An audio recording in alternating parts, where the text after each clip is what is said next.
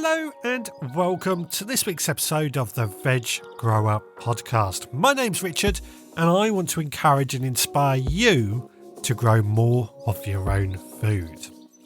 Now this week, I think it's safe to say the storm has been the big news and it's certainly made gardening very, very tricky. But I have not wasted my time. I have been doing more planning for 2025. I've planned how we're going to be rotating my crops, and in our final segment we have also got a little bit on successional sowing. This is something that comes up quite often with people saying they want to get better at successional sowing. So let's get into it. Come meet me out in the shed where we're going to start off with our first bit of planning. While I'm here in my shed at home in the vegetable garden, it's still very, very windy outside, which is really annoying, but I've decided it's going to be a good time to plan my crop rotation for next year. Planning is, of course, the name of the game. Now, when it comes to planning, what I like to do is I have a sketch of my plot. I have a paper copy, but I also keep a copy on a website called Veg Plotter. Veg Plotter I've spoken about in the past, interviewed the guy who created it. Really good website if you want to plan a pot out. And if you're not so good with IT like myself, then a paper and pen just works just as good. But I like to do both. Just so then on the Veg Plotter, I've always got a copy with me, be it on my phone or my PC. But the paper copy just gives me a reference to refer to in my shed. Now, what I find by keeping a copy of this is that it's actually really useful for keeping a track of crop rotation. Now, crop rotation, there's a lot of debate over whether crop rotation is really needed. There's lots of people who say it's not needed, lots of people who say in a small garden it's almost impossible. But my crop rotation is purely based on the fact that I want continuous supply of veg all year round. So I base it that when one crop is removed, let's say first early potatoes, we can then follow that up with another crop, say leeks. And that is very much how my crop rotation works. Very much of once one is empty, another one follows it up. And I found this actually works really, really well at keeping our beds continuously supplied with plants. Because, again, having that plan, I can see what needs to go in when that crop is emptied. Now I'm going to start sharing my plan out at the very top of my garden, where this shed is, which is on the northeastern side of my garden. It's my patio area, which takes up the northern third of my plot. I've got the shed here. I've also got my veggie pods and my balcony garden. Now the balcony garden we're removing. Decided not really doing much with it. It wasn't quite working. The veggie pods were much better. So we're going to remove the balcony garden. That's not going to take too long. But what we're really going to do is focus on the veggie pods for growing up on the patio.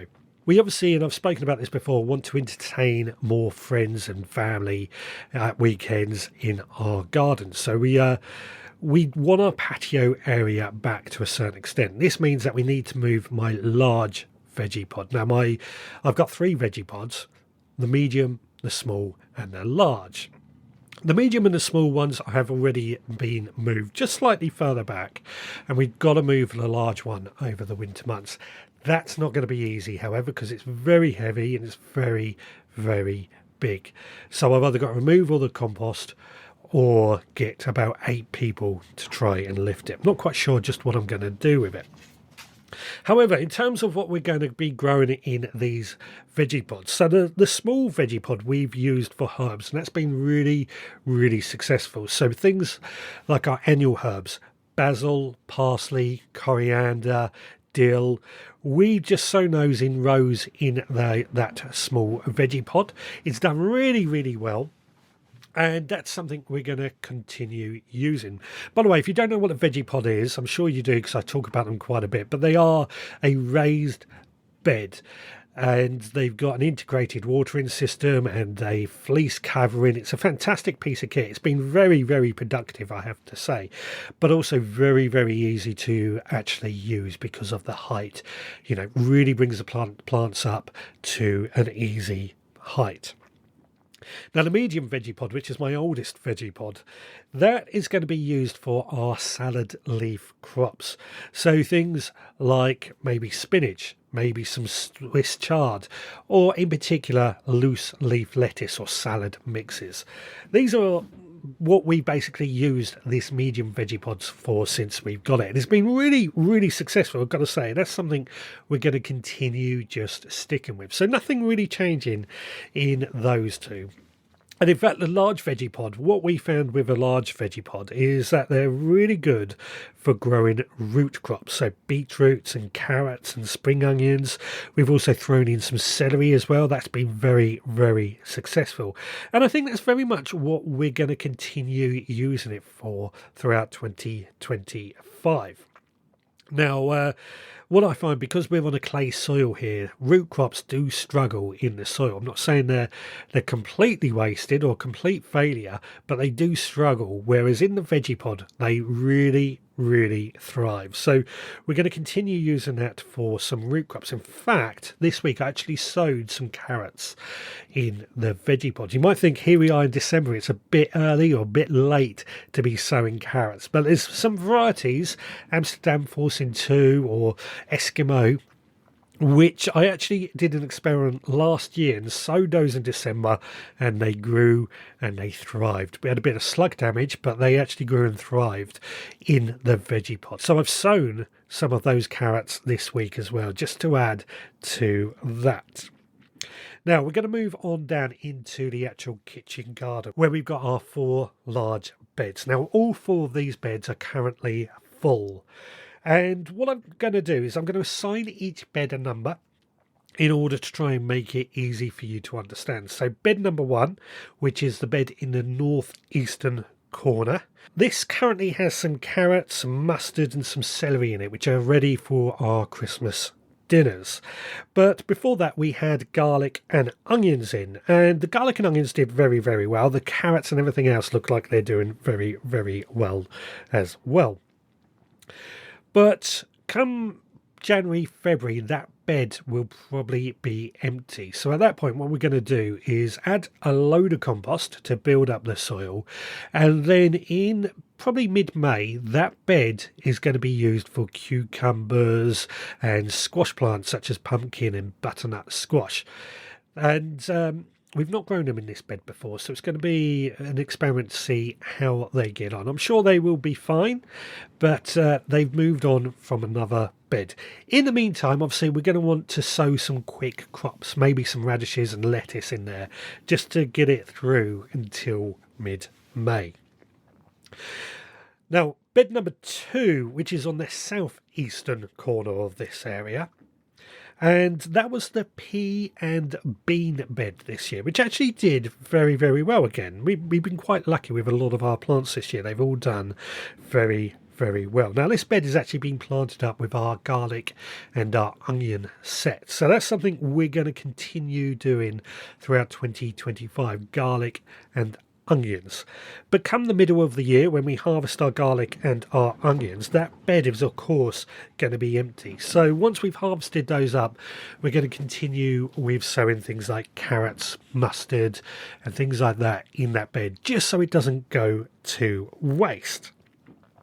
Now, bed number 3, that has been our brassica bed for this year, and it's still being used for our winter brassicas, be it Brussels sprouts, cabbages, kale, etc, etc. And that, again, it's worked really, really well. It's been growing brassicas for a year now, but once we've harvested all the crops out of that, again, we're going to mulch that over, and in that bed we're going to be growing some of our peas and beans. Now, lots of different varieties of peas and beans that we're going to be experimenting with and growing this year, especially the garden variety peas, the snap peas, all the different types of beans, board beans, French beans, runner beans, cannellini beans, etc, etc. Really are going to go to town on growing lots of different peas and beans in this bed. And then bed 4, which is on the southwestern side of this area. This one was where we grew our cucumbers and squash plants in this year, which, as you know, will be growing in bed 1 next year. Now, currently, these are actually having our spring brassicas in, which are spring cabbages, spring cauliflowers. We've got some other crops in there as well, but all within the brassicas. And that for 2025 is going to be our brassica bed. So once these ones come out, these cabbages, these cauliflowers, they're going to be planted up with more of the same. And that will see us through the year and into the winter months. That does mean we add lime to that bed for the time being when we're planting out our brassicas, but this is why it works quite well.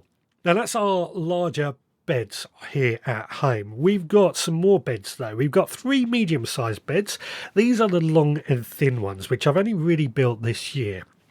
Now, in honesty, I've only got 2 of them at the moment. There's one to be built, which we're going to call number 1 for these beds. And once that's built and filled up with compost, we're going to be growing our runner beans in that bed.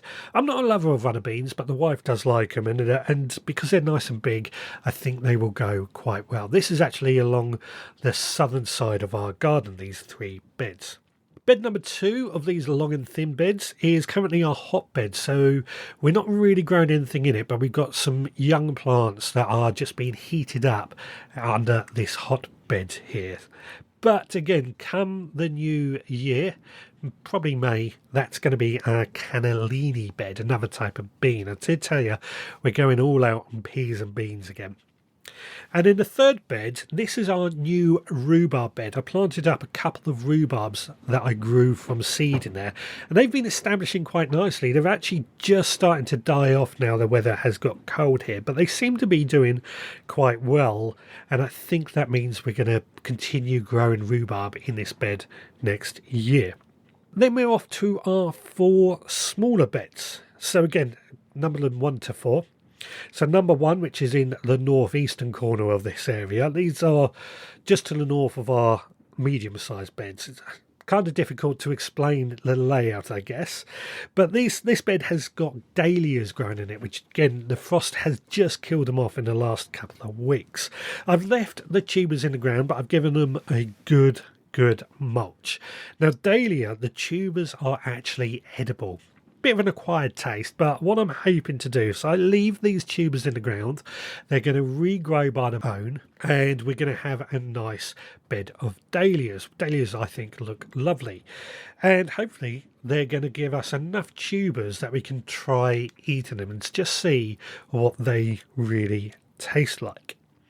Bed number 2, that was our square foot garden bed this year. Now, I've tried square foot gardening many times in the past, and I'm not a fan of it. It's meant to be a good way of using up some very small spaces, but I don't like it. You've got to be really organised with it, which is fine if you've got a small garden, but with the size of mine, it just didn't work for me.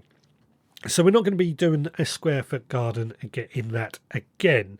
What we're going to be doing is actually dedicating that bed to growing carrots. I am really also trying to grow quite a few carrots. It's something I've noted that we could do a few more of. Carrots are something we do eat quite a bit, and we quite like carrots. Number 3 is currently, or was, the tomato bed that we mulched with straw and left with straw, and it had the Olipot in it, which has been a huge success.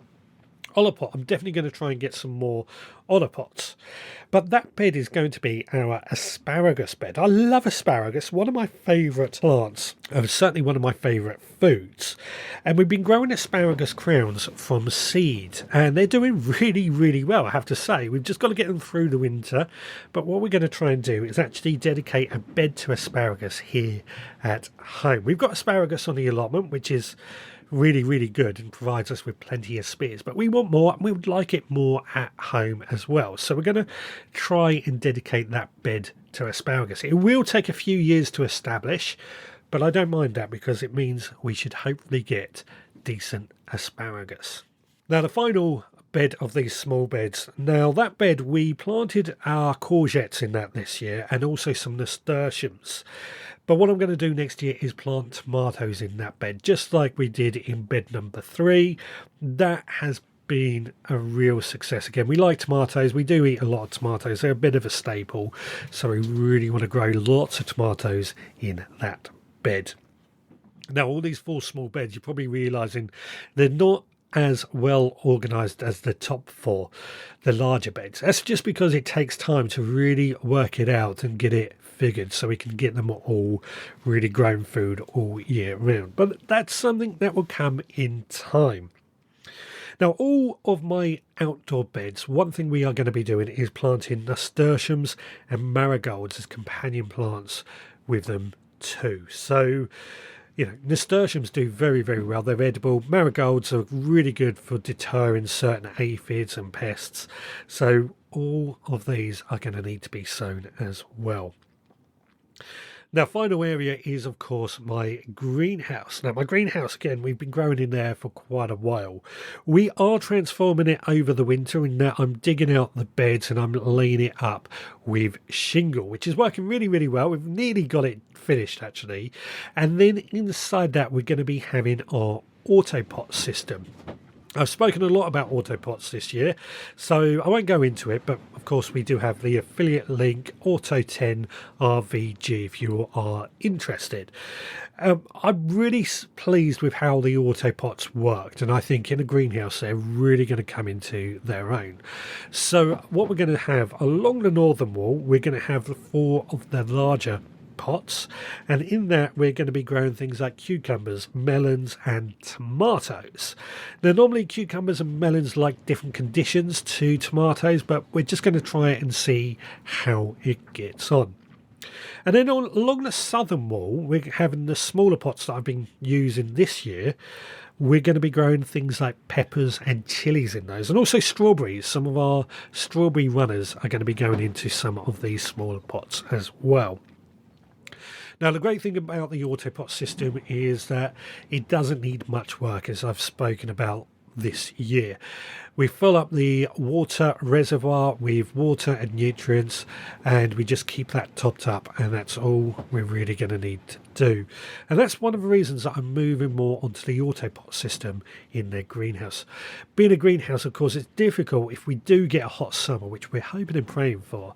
It's difficult to keep on top of the watering in there. This, I think, is just going to work out much, much easier for me to water or keep my plants hydrated, and therefore more productive. Right, well, the wind is still getting bad, but I think that sums up the plans for here at home. In just a moment, we're going to be talking about the allotment, but in the meantime, let's find out what's been going on in the Supporters Club this week. Well, I'm just going to interrupt this podcast quickly for a couple of things. Firstly, if you are enjoying this podcast, then please rate and review this podcast on your podcast provider. It only takes you a few seconds, but it means the world to us and helps us get found by more people. Added to that, if you are also enjoying this podcast, you want to help support the work that we do. We, of course, have affiliate links. If you are looking to buy seeds or autopots, then please check out the affiliate links in the show notes. But we also run our Supporters Club, which is really how we keep this podcast running. For just £5 a month, you get access to extra behind-the-scenes podcasts, which give you a bit more insight into what's going on here at the Veg Grower Podcast. But not only that, each month that you are a member, you will receive a pack, and that pack contains our monthly mini newspaper and a collection of seeds that have been carefully curated to be sown in that very month. So they're not hanging around for ages, waiting to be sown. Now, if that is something you would be interested in, then head to the veggrowerpodcast.co.uk to find out more. Now, we have actually been sowing some seeds. We've sown some lettuce, which we sown on Sunday, and they're going to be providing us with some of our winter salad crops. May seem a bit of an odd time to be sowing lettuce, but trust me, it can be done. So once again, if that is something you are interested in, head to the veggrowerpodcast.co.uk to find out more. In the meantime, let's find out what's going on down on the allotment. Well, I'm hoping the wind is going to allow me to make this recording. I'm down on the allotment after work. The wind has died down enough that I feel it's safe to be on the allotment. The rain has died down enough as well. And I've had a quick walk around the allotment just to check that everything is safe and that we've not lost anything. Looking around, it is a bit dark, so it is difficult to see.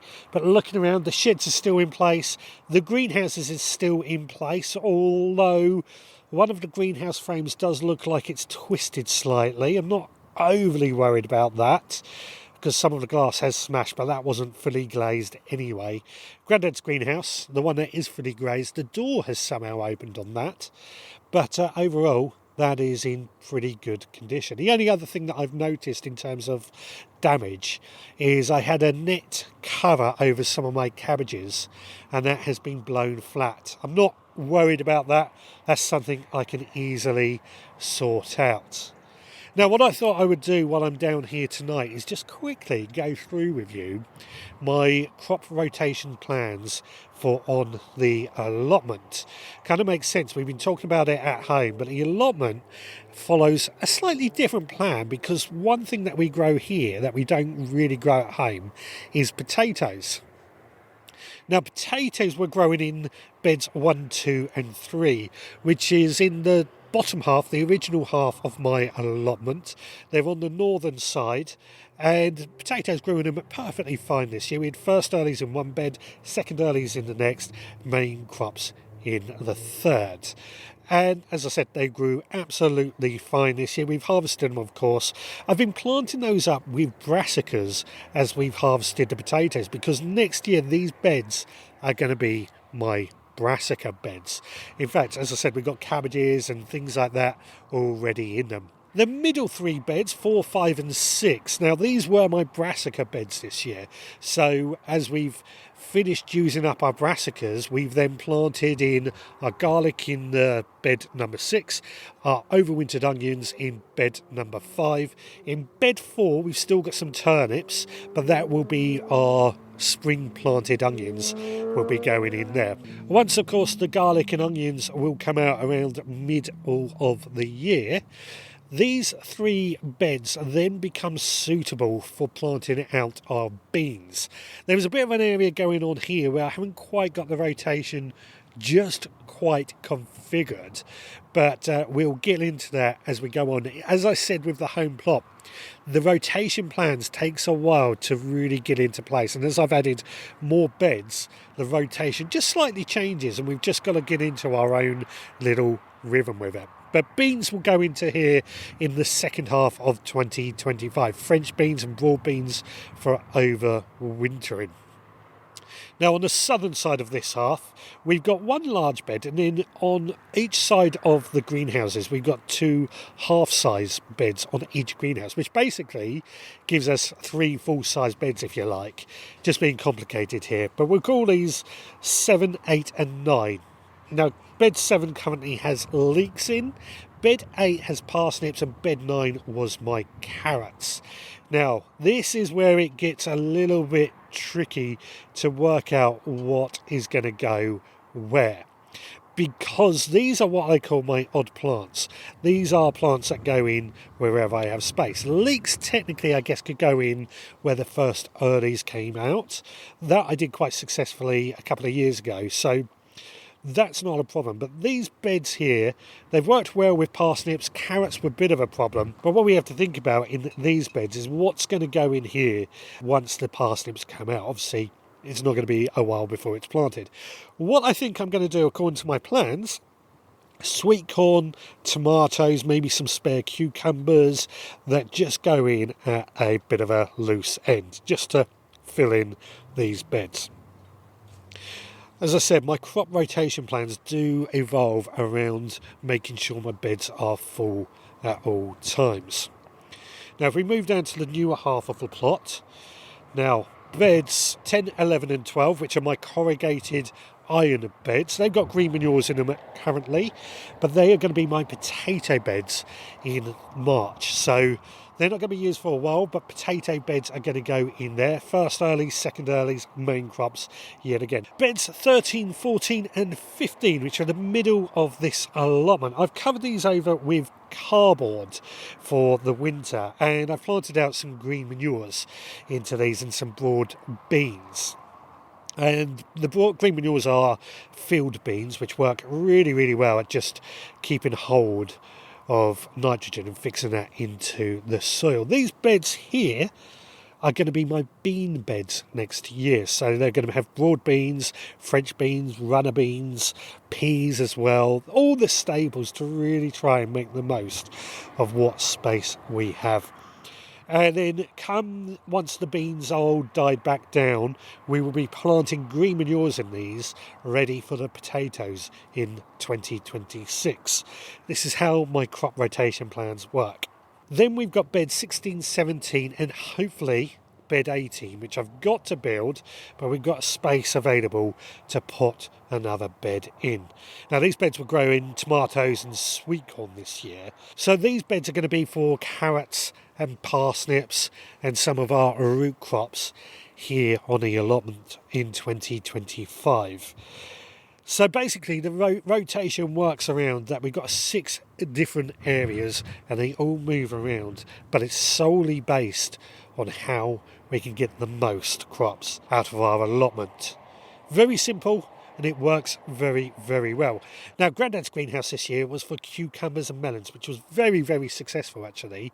I've had a good sort of tidy up in there over the recent weeks. But I think in next year that's going to go for tomatoes, because I like to try and, down here at least, keep cucumbers and melons in a different condition to the tomatoes. The second greenhouse, which I've been saying for a while I need to get glazed, or do some sort of glazing on it anyway, that's going to be for cucumbers and melons next in 2025. Very simple, very easy to go by. It is actually quite cold down here. It's getting very, very dark and difficult to see. So I'm going to head on home and I'll meet you back in the potted shed. Chopping all the veggies, sizzle in the air. Chef Scott with the magic, smells are everywhere. Water starts to boil, onions hit the pan. Recipe of the week, let the feast begin. Cooking with Chef Scott, flavors come alive. Tune in every week for a tasty bite. Hi, it's Scott here with this week's recipe. And this week we have the Seed of the Month recipe. And as you will know from last week's podcast, the seeds of the month are sprouting greens and microgreens. And Richard spoke on how he liked to use both of these in stir fries, especially over the Christmas period. And I couldn't agree more. After all the rich food over Christmas, a good stir fry is a welcome break. And my father-in-law makes a mean one, known as rice and spicy. So I thought I would share a sauce based on his recipe that you can have in the fridge ready to go over the Christmas period. So let's head to the kitchen and hear how it's made. As usual, you can find this recipe and others on the veggrowerpodcast.co.uk and on my Instagram page, Seed to Table Plot 13. For this stir-fry sauce recipe, you will need 80 millilitres of soy sauce, 1 tablespoon of toasted sesame oil, 1 teaspoon of rice wine vinegar, 1 teaspoon of fish sauce, 1 tablespoon of sweet chilli sauce, 2 teaspoons of honey, 2 chopped garlic cloves, and 2 teaspoons of fresh grated ginger. Method: simply mix all the ingredients together and store in the fridge ready for use in your favourite stir fry. And that's the recipe done. And that's it from me this week. Well, once again, thank you to Chef Scott for another delicious recipe. Hope you're going to give it a try. I certainly would recommend trying it yourself. Now, in conversations I've had with Chef Scott in the past, something that he has said he would like to be better at is successional sowing. But I know it's not just Chef Scott that would like to be better at that. It's something that quite often people, when I am in conversation with, would like to be a little better at. It is a bit of an art form, and it's taken me many, many years to really perfect our successional sowing. The idea being that we would sow certain crops little and often, but in order to give us a continuous supply, an all year round supply, so that we basically never run out of certain crops. Now, this mainly applies to some of our quick growing crops, but it's not just limited to quick growing crops. You will hear some that you may not think it's worth doing successional sowing, but it will be worthwhile. But what I will say is that this is my guide. This is my rough idea of how often I sow all these crops. You may not need to sow all these crops. You may not need to sow them as often, but it just gives a bit of an idea, a bit of a springboard to start getting you thinking about your successional sowing and see what you can do. So where do we start? I think the first place to start would be seeds that we sow on a daily basis, and that would be microgreens. Now, I've spoken a lot about microgreens because at this time of year, it is something that we sow quite a bit of. I think they are delicious, but they're not going to feed an army. They're just nice to add a bit of texture and a bit of fresh vegetables to our diet. But I sow these on a daily basis. Usually within about a week, they are ready. So every day I sow a small tray. We use those a week later, but the following day would be when we use the next ones. Very easy. Only takes me a few seconds to do. But also by sowing these on a daily basis, we are able to mix them up. So we might use cress one day, alfalfa next, and so on and so on. Plenty of choice. Then every week, particularly during the growing season, we do sow some more crops, radish and spinach. These are both very quick growing crops that are quite easy to bolt at the same time. They can bolt at a moment's notice. So I find by sowing these on a weekly basis, within usually about 6 weeks these are ready, but we'll get a week's worth out of them, and in the following week we would harvest the ones from the following week's sowing as well. It just means we've always got radish and spinach available. And best of all, they don't go to bolt because we're harvesting them in plentiful before they bolt. Every fortnight we then sow quite a few more seeds. Lettuce, this is headed lettuce, so the big old heads of lettuce.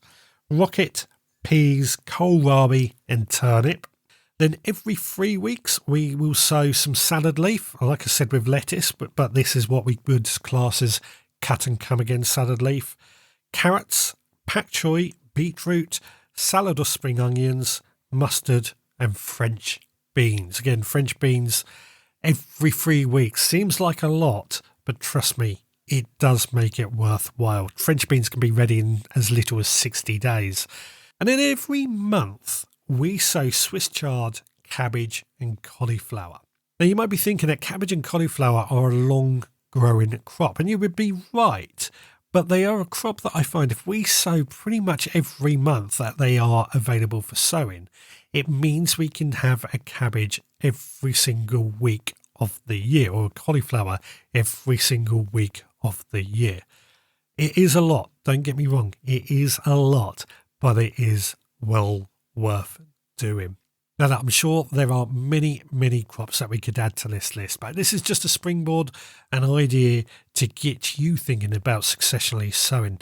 There will be a list up on the website if you are interested in that. I'm not expecting you to memorize this, of course, but it gives you a bit of an idea.